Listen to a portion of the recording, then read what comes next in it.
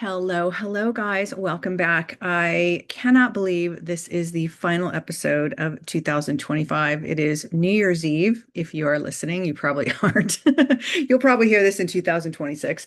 Um, I decided we'd finish it with a solo. I'm not gonna lie, maybe kind of all over the board, but it's the end of the year. A lot of things are all over the board. But I figured this is the way that I wanted to end the year, partially also so I could give you a recap and say thank you and all the things. It's been a wild year, I think, for all of us. It has felt like the longest year ever, and it also feels like the fastest. I don't know what happens. The beginning of the year is really, January's full because I'm at show setup. And then I come home and it's relatively slow compared to what I've been doing, traveling, doing showroom setups. And it tends to be the longest drawn out few months. And then soon as we hit June, when I start the planning for the next round of gift shows and when I start planning the holiday installs for Bristol Farms, because it does start in June usually, suddenly everything is going 100 miles an hour. And I wish I could learn because when I'm not busy, I'm complaining. I'm so bored. I miss working. Um, I I need to start listening to my best friend Elisa, who always says, "Enjoy it now, because in a few months you are going to be so busy you're not going to be able to breathe." I realize I love being that busy, and I realize I love not chaos, but certainly a sense of a lot going on. And this year there was a lot going on. I came back from because just last January we did the CMA remodel, and we came home on such a high. It was probably one of the most exhilarating experiences in my career, not just because of the scale of the project, but because of the collaboration with my team, because it was just such an incredible project. And getting to know um, new vendors and getting to know people in CMA, getting to know people in Ivy Stone, like it was just a lovely project all the way around. So coming off of that, my spring was partially spent in total terror of what work is coming up. And that's when the light bulb went off of when we moved here to Oregon.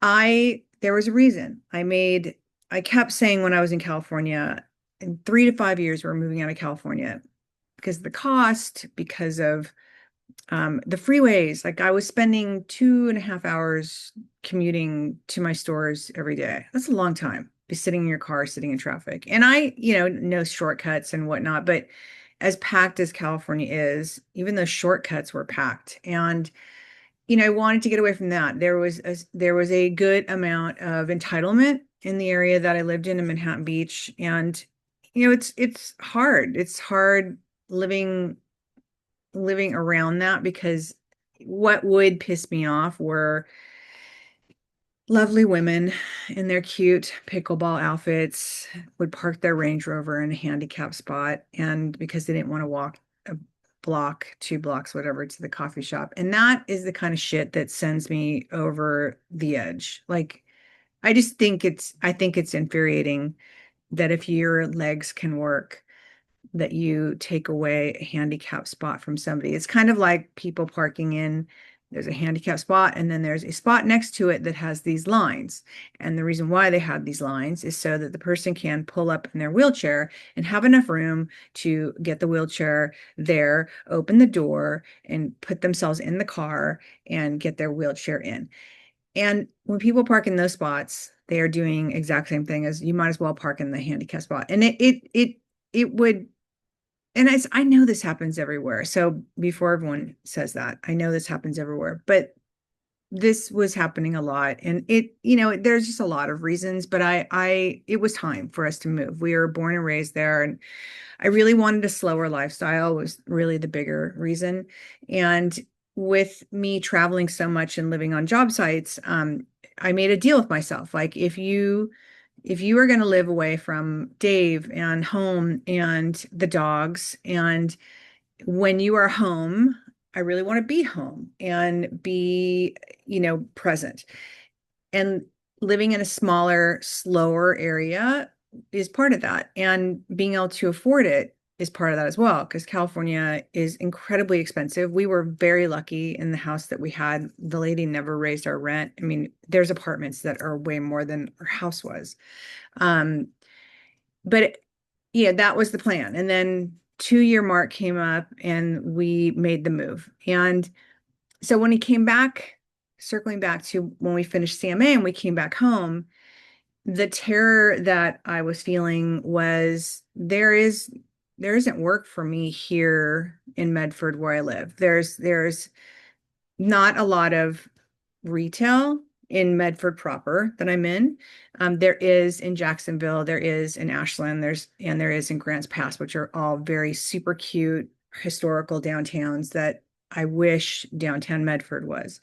Um, and I did a little project for the Brit and I redid their gift store. So that was local work. But by far and large, when you're used to working as much as I do, and then to cut it off and have nothing, where the first part of it was, this is fantastic. This is what I wanted. It's relaxing. But as that time goes and you're going through the money that you made, that you were like, oh, great, we've got a nest egg or you've got some good savings, that did not happen. That's literally what I lived off of. And that's terrifying at this age. And so fast forward, here we are going into the January show season. I will be in the exact same position in February when we get back home, but I have clients now that are also out of the area. So I'm still traveling, but I've built a community here. So I am getting to know people and I am very excited that through social media, um, and I forget which store, and I apologize if you're listening, had reached out to me and her friend was on the board of small business or the downtown business for Medford. And he was lovely enough to pass my name off to Annie, who is, I believe she heads up the Downtown Business Association for Medford. And she met with me. And what I have realized is that this may not be a job that it's a paying job, but it gives me a chance to give back to a community I'm living in that is in desperate need of retail. And I don't know what it looks like, but there is a man on Facebook. Somebody also gave me his information. I think it's called Revitalize or Die. And he is all about going into towns that, much like Medford is a thriving business, thriving town. I mean, there is business here, agriculture, vineyards, there's production for lumber here, but not retail. And, you know, I decided that I need to give back and I need to do something.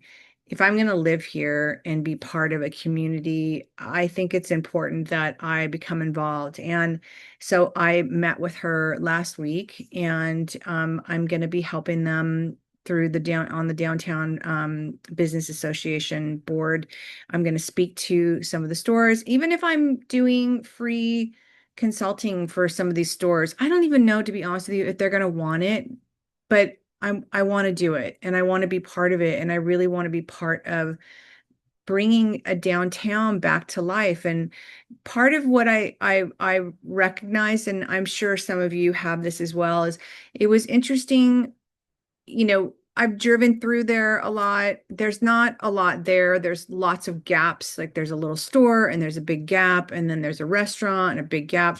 But walking or driving through it from the beginning, like my hairdresser's at the very end of the street, so she is part of downtown. But I didn't realize there's a children's museum down there, which is really cool. There is an original Woolworths down there that has a great restaurant in it called Luncheonette. But there's Wren and Bumble, I think is the name.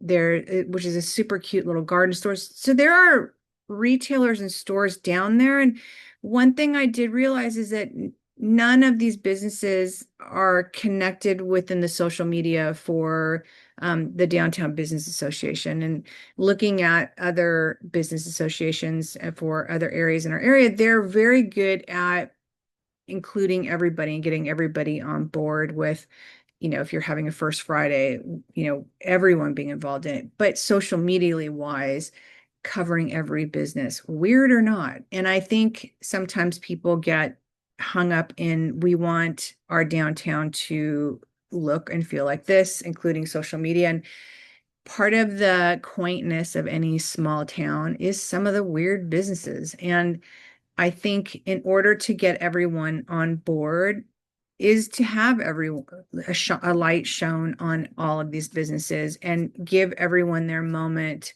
in the sun. So I think that with these stores and everyone getting on board, I'd like to think that that will bring more attention to downtown through social media, especially when everyone else starts sharing it with each other. But it's really important to me to be part of this community. And quite honestly, I I turned 60 on the 29th. I'm recording this on December 19th, so it's my birthday in 10 days. But by the time you're hearing this, now I'm already 60. But I feel like if I've spent a lifetime in retail, like I do want somewhat of a legacy other than this podcast.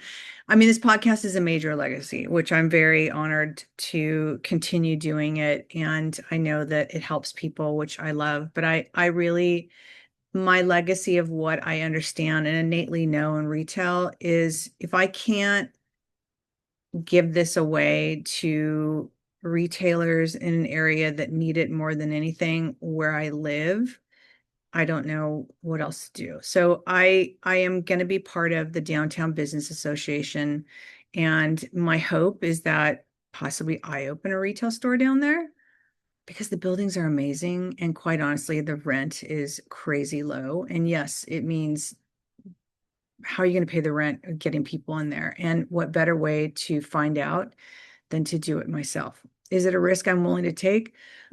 I don't know. It's scary because I've had retail before, but I truly believe that, um, honestly, I feel like if you have a great business and there's enough other businesses down there to go to, it is worth the risk. And I think that people will come down.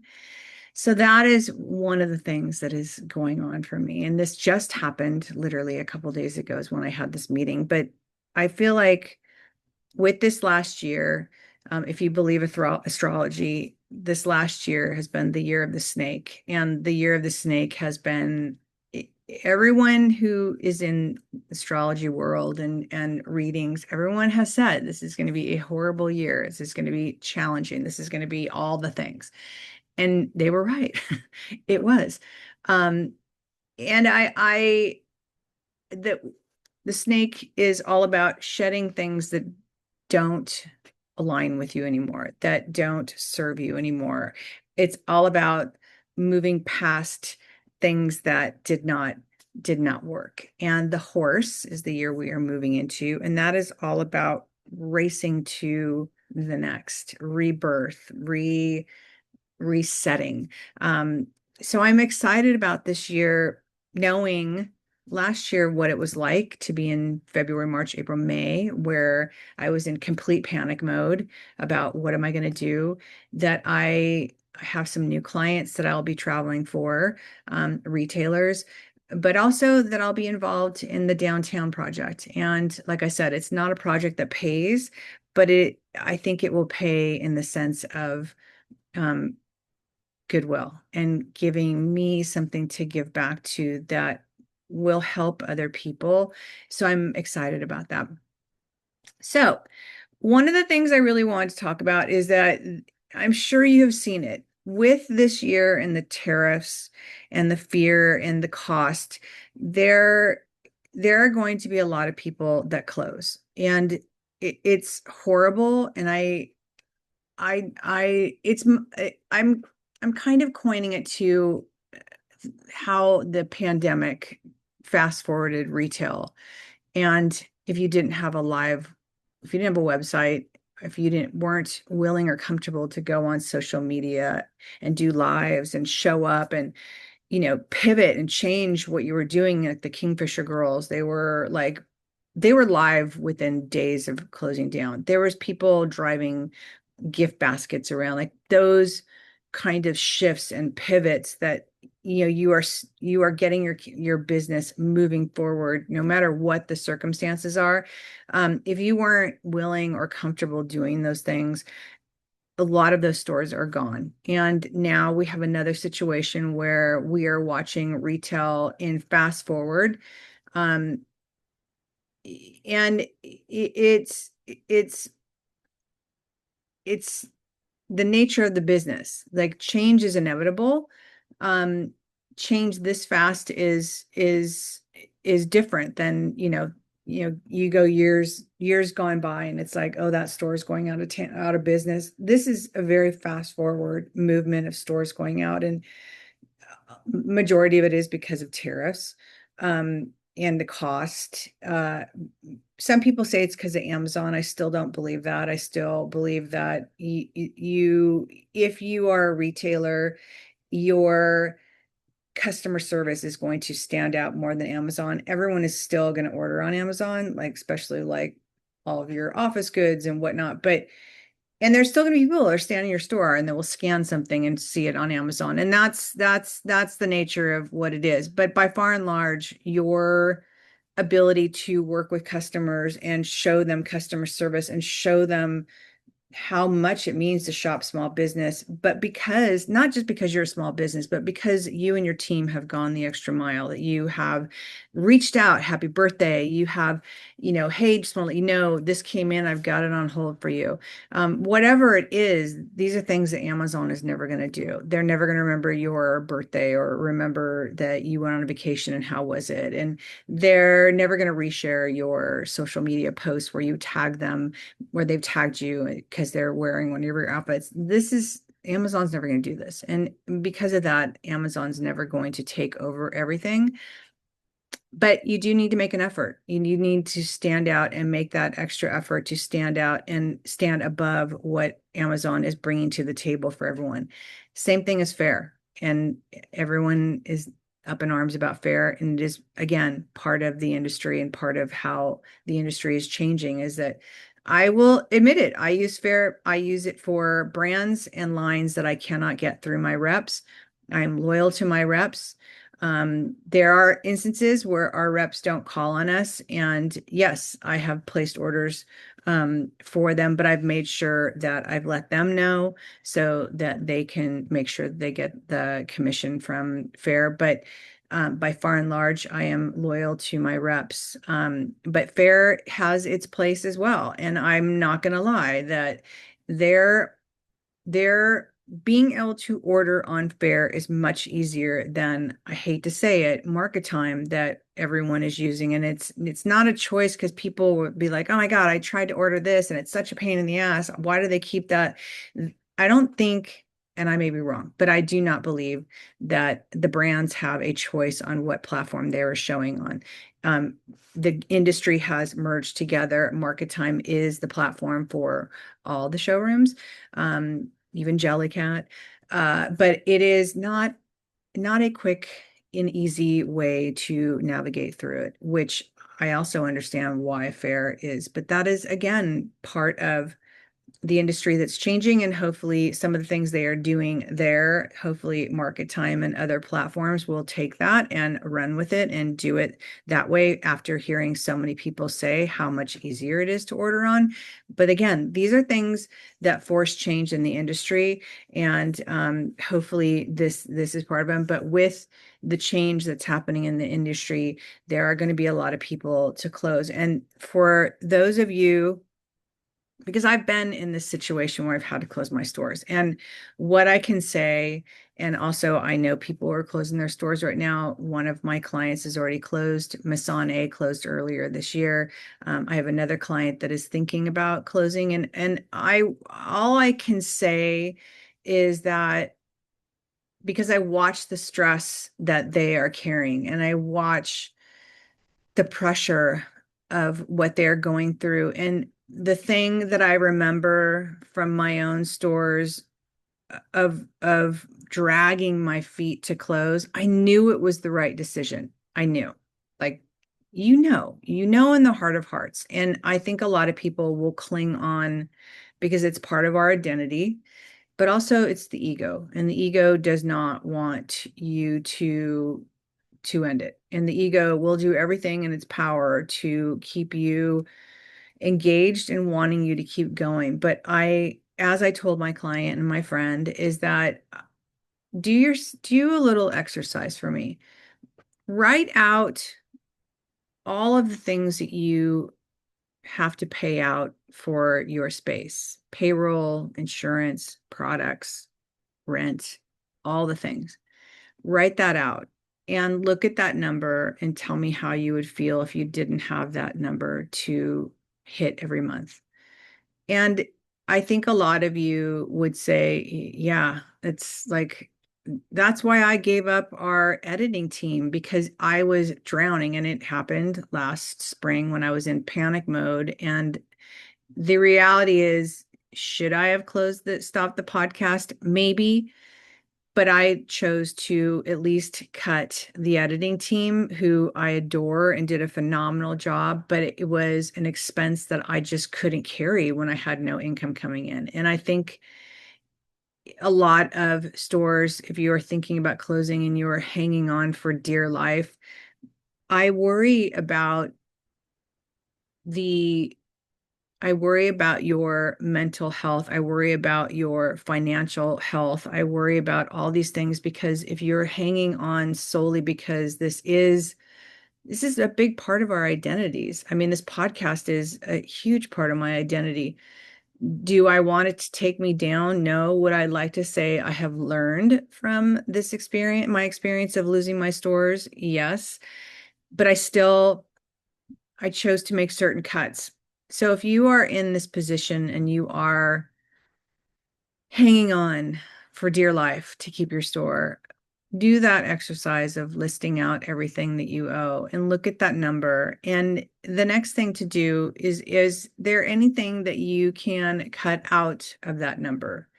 Can you be in the store more? Can you shift what merchandise you are selling? Can you go to other resources and where you can get a bigger profit margin? I know that we talked about this on the podcast and I'm totally drawing a blank right now, Bob from Whiz Bang. He talked about buying lower cost goods that will have a bigger profit margin. Are you willing to do that? I think a lot of us, our egos, like, I would never sell that. I even asked that question. I know there's a lot of stores that sell higher end goods that probably wouldn't do this. But really, they are questions to ask yourself that are when it comes to saving your business, are you willing to do? But it means if you're not going to close, it does mean you need to make some drastic cuts to be able to conserve your cash for your business and, quite honestly, your sanity. But there's a show, and this is not supposed to be promoting the show, but I will say this: the show that is coming up. I am teaming up with in Las Vegas. They're the biggest wholesale show in the country. It used to be known as the Off-Price Show, and now they are bringing in more and more vendors. But I interviewed with them, and I had said magic. It overlaps a lot of times with magic, and it's apparel and it's gifts. And I had said we were at Magic writing, and I forget the line. It's kind of a Barefoot Dreams knockoff, and it's like this really super mushy stuff. And we were looking at the brand, and a lady had said, "Hey, if you're interested in this brand, has a booth over at the ASD show, and they are selling last season stuff for half off." And it's last season. It's a product that we know we can sell. It's the same mushy fabric. It's just different colors. And quite honestly, like, which of our customers we're going to know that's for last season's colors versus this season's colors. So we went over to the show and walked it, and we found a good amount of product that we were able to get a bigger profit margin from. And that's that's one of the things I think a lot of us are going to have to really look at, myself included, for Lucy's, because now I'm purchasing for Lucy's, which is a three-door restaurant with gift. And, they have had, because they were not working at a 2.5 markup, I had them raise their prices. The customers are seeing this, and some of them have pushed back. One of the locations has no problem at all with the price increase. They're a much higher demographic, but by far and large, the customers are voicing that it's more expensive. And as I said to the team, we are going to have this. This is what's going to happen with the tariffs. It is not getting around it. We are not going to absorb the tariff cost from the customer as much as I would like to. It is only going to make Lucy's lose money. And I can't, as a consultant, I can't advise that. If you have chosen to not raise the prices on your customers and you are saving them, you are going to have to raise your prices at some point. You are going to have to take that back, because you are going to be in a losing game over and over and over again. And can you survive the next 3 years of this? We have 3 more years of this presidency with possible tariffs coming or going, or it's a day-to-day, week-to-week basis on where the tariffs are going. Can you survive 3 more years of this with saving the customers that money? No. So what does it mean? You start extending those costs to the customers, and you start looking for things that are possibly less expensive, that have a bigger markup where you can still charge it. And I know from Burt's Pharmacy, I did a lot of high-low buying, and I personally love buying high and low. And we would do it a lot with apparel. We would go to cash and carry. And if you have a chance to go to Los Angeles and you have a chance to go to the cash and carry district, I highly suggest it. I've been poo-pooed for giving this information out on the podcast. There is a place called Joya that is downtown. It is basically a accessory supermarket. It is stupid big. It is 2 or 3 floors. I think it's 2 floors now, but it is shoes. It is Korean skincare. It is miles of jewelry. It is hair accessories. It is apparel. It is scarves. It is bags. It is everything that is an accessory, and it is massive. And the cost of things is very low, even with it coming from China and already having their tariffs built in. But you have a chance to have a bigger profit margin, which means you are making more money for the store. And getting creative and buying things like that, getting creative and finding brands that are produced in the States, that may be small maker items, and fusing some stuff in there like that. And then also having some of your higher end products, but they sit beautifully next to each other. Not everything looks like crap. And I know that was one of my fears, is buying off price or lower price stuff. But if you are a smart buyer, which all of you are, and you walk these shows and you go and kind of start finding some lower priced wholesale goods that you can build in a profit margin. And when you stand and look at it, like, the way I would price things is I never had a formula. Like, there's a formula for our regular price goods. It's 2.5. Like, that is, and occasionally we can eke out 3.0. But by far and large, 2.5 is where we start. But there are things where, with this jewelry from Joya, that some of the necklaces are $5, and they're like a 14K vermeil, however you say that word.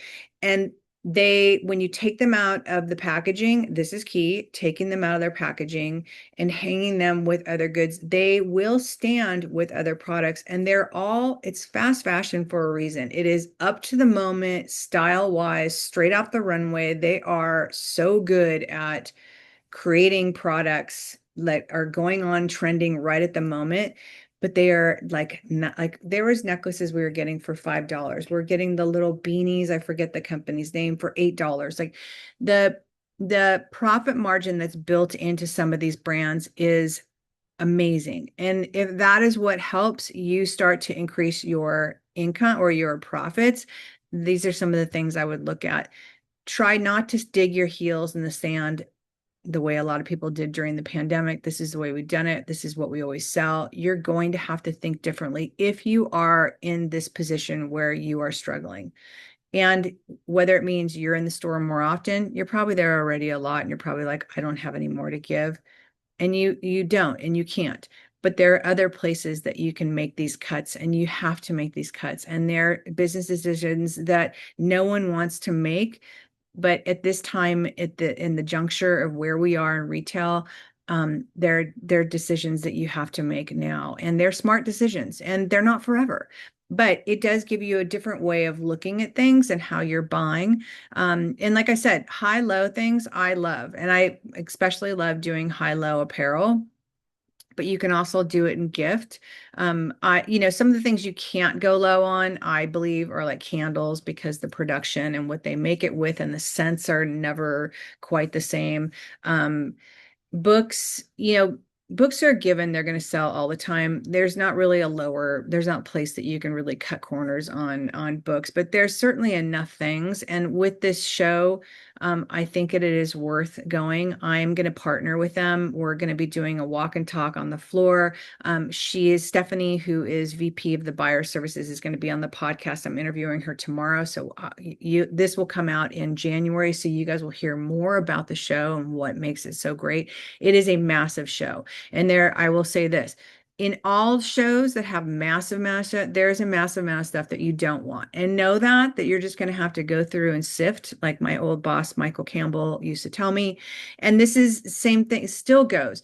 There are showrooms that all of us have walked by, and we look in relatively judgy, and we look in and we're like, that's not us. And we walk on. And those are some of the places that you find some of the best products. And I know that I wish I could remember, it's Artist and something, but it's a showroom on 7 in Las Vegas.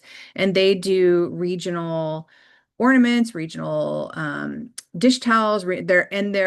They're illustrations of the state, and they're so cute. And I showed them 2 years ago, and I'm going back to them now for Lucy's because we have a huge regional area. But it's a showroom. I guarantee you've all walked by, and most of you have walked in and looked at it and went, this isn't me. But this is the why. This is one of the things now, as we're going into this new year, is that you need to be more savvy on how you're purchasing if you are struggling. If you are in the position of some of the stores that I've been at, because not everyone's in this position. There's some stores that are doing phenomenal, and like it proves to me that it's out there, and that retail is not dead, because there are some stores that, I have worked with and worked for that have had such extreme increases. It's crazy. But they have kind of pivoted some of their buys, and they've kept true to who they are as a brand, and they've found new products that customers love, that they have a bigger profit margin on and don't cost the customer as much. So it's sort of a win-win.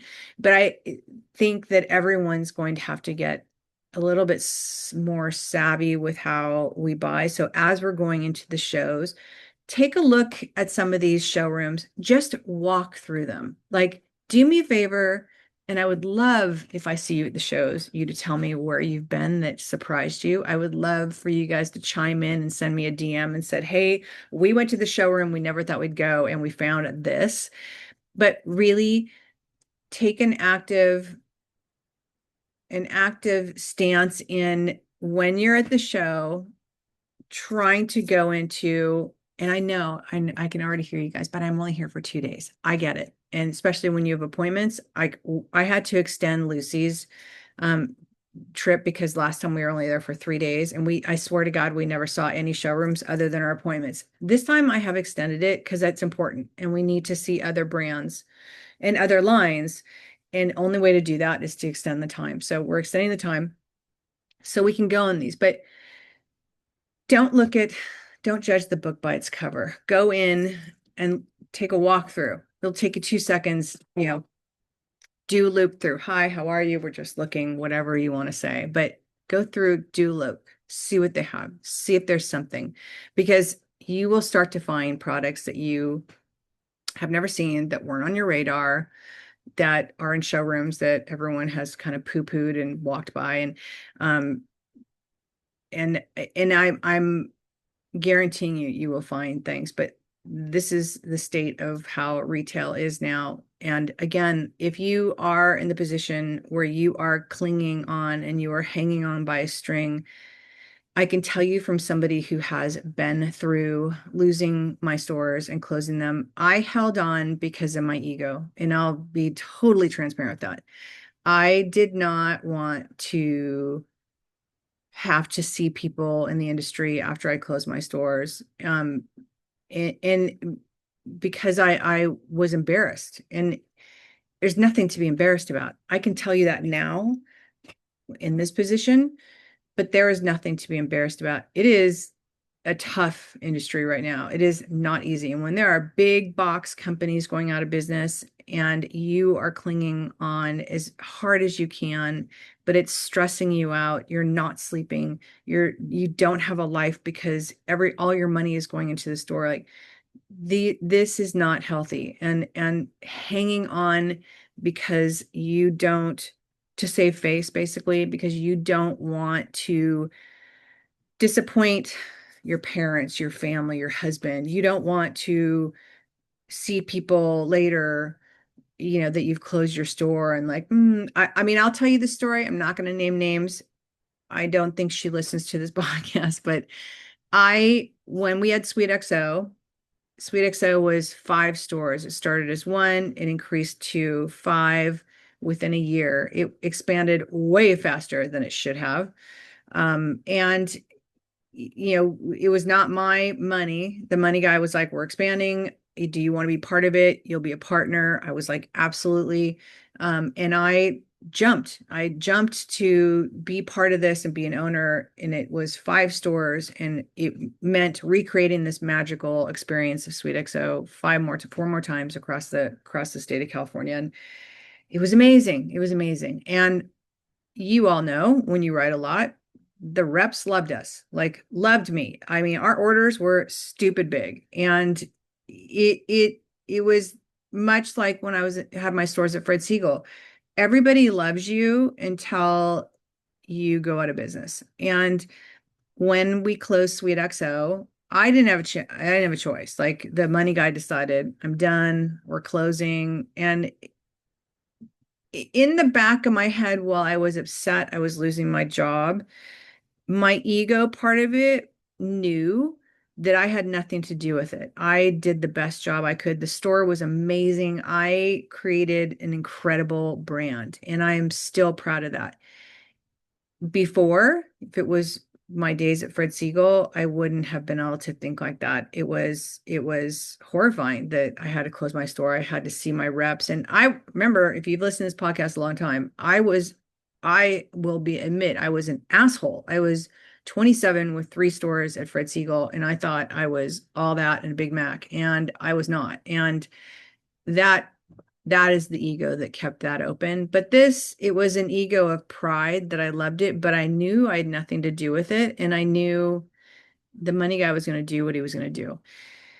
So fast forward, everyone in the industry knows the Sweet XO. Well, I got fired first before they started. They closed 1 store. They fired me because they, quote, didn't need a buyer anymore, and then kept the other stores open because of lease constraints. And one was a moneymaker, so they kept that open a little bit longer. They certainly didn't need a buyer anymore with the payroll and whatnot. So I got fired, and everyone in the industry knew. And that was hard, but I also, again, after going through losing 3 of my stores at Fred Siegel that I built, um, it was not as hard of a blow.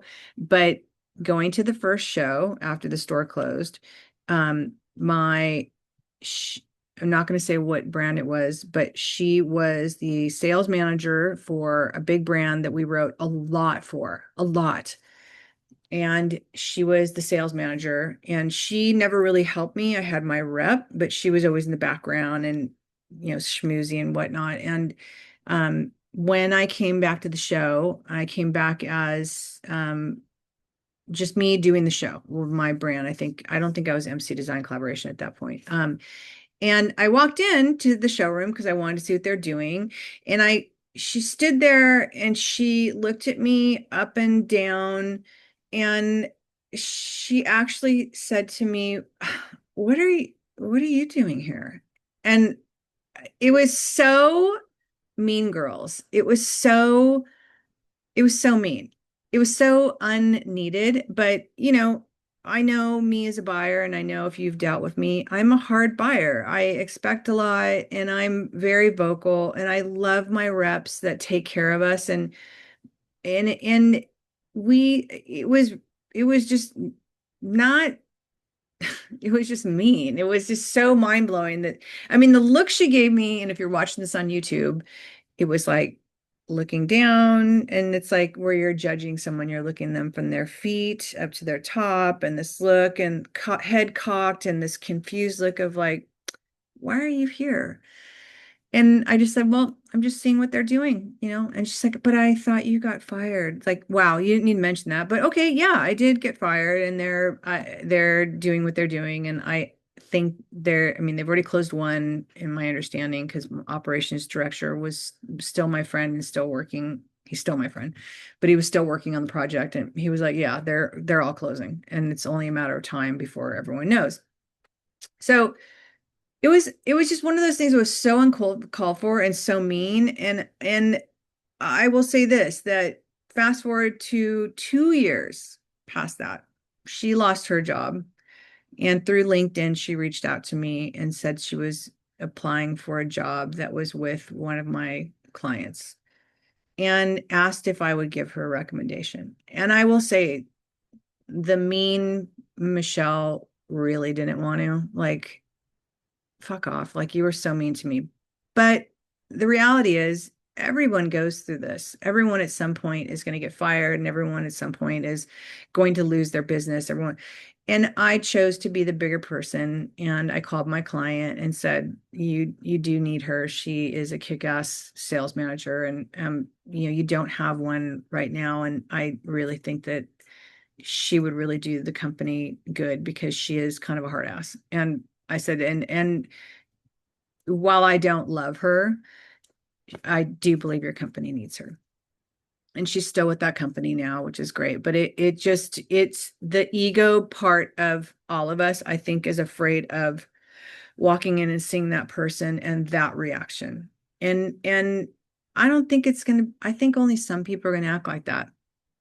And it really gets down to how comfortable you are. But really, at the end of the day, if you are stressing, if you are struggling, if you are being choked out, you can't sleep, that's all you can think about, you need to make some tough decisions, and or change a lot of the things or how you're purchasing right now. It's not forever, but you need to do what you need to do to stay afloat. And you also need to be able to recognize when it's time to throw the flag in. And it's not anything to be ashamed of. It's not anything to be embarrassed about. It is the industry, and it is happening all over the board. And I don't want anyone to think that it's something that's bad. It's not fun. I'm not going to lie. It's not fun, but I can tell you that there's always something behind it. And the universe has a way of, when they put one obstacle in front of you, of forcing your change. And for me, I think with things like this, like with big change like this, I have become complacent, and oh, I'm always going to be here. And then when it's pulled out from under you, you are forced to really look at what you're going to do. And often it is something that you never planned on, that is a whole new thing for you, and a whole new future, and a whole new whatever it is, that is not going to bring you the stress and heartache that you possibly are going through right now. And this is not supposed to be Debbie Downer. This is supposed to hopefully empower you, and for you to see that you can only do as much as you can do. And if it's starting to affect your well-being, and if it's starting to affect your finances and everything else, then it's something that you have to look at. And it's not something to be embarrassed of. It's something to be very proud of that you built this. And in this crazy economy and crazy world, something else will come up and something else most likely will be better. And as I'm saying this, I'm reading a girlfriend's message that popped up that she just got laid off as well. It is the season, and it means new opportunities. We're walking into the year of the horse. Anything that happens this year, again, remember the year of the snake. It's the year of shedding. It's the year of letting go. It's the year of letting go of things that don't serve you. And whether that's drinking, for me, that's one of the things I chose to let go of this year, or it's putting in overtime or whatever the things are. This is the time to shed it, let it go, and walk into a new year with new possibilities and trust the universe is going to deliver. And that's a very hard muscle to flex, is trust. But I can tell you from, let's see how many things I've lost. Fred Siegel stores, Sweet XO stores. I've lost a lot, and I'm still standing. And I can tell you that if you can take some of the steps I've told you about from my own experience, um, there is there is a there is a light at the end of the tunnel. And if you need anything, if you need any advice, whatever it is, I am here. I've always said, reach out to me. I desperately try to answer every single DM I get.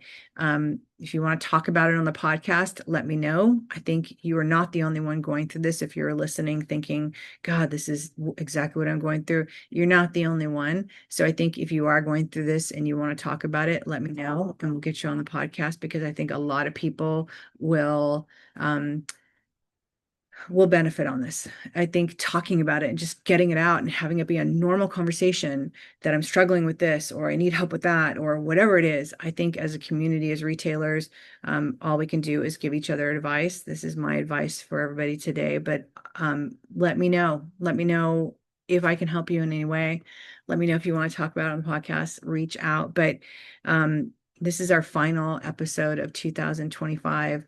2026, I don't know what it's going to look like. I really don't. I can tell you that I am going to spend the dead time that I have coming up, that I have every year, February through May.